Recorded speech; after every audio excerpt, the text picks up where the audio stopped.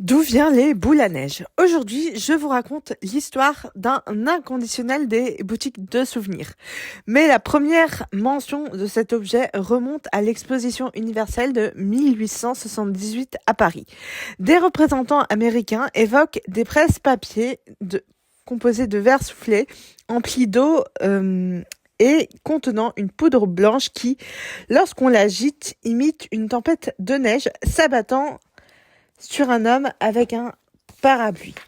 Il n'existe aucun vestige de ces premières boules à neige.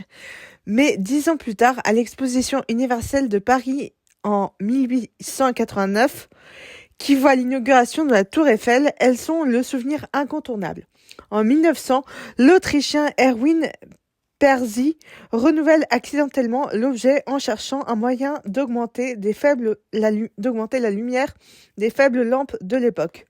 Son entreprise, qui existe toujours, a réalisé la célèbre boule à neige du film Citizen Kane. Rien que ça, c'est assez novateur pour l'époque, ou encore des produits destinés à des présidents américains.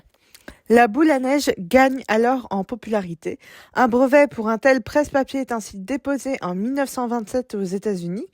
D'utilitaire, il devient décoratif et accessible à tous avec le développement des techniques de fabrication. La boule à neige se décline alors dans toutes les matières et sur tous les thèmes jusqu'à devenir kitsch. Mais sa forme n'a jamais changé, comme si elle venait tout droit de l'intérieur d'une tempête de neige.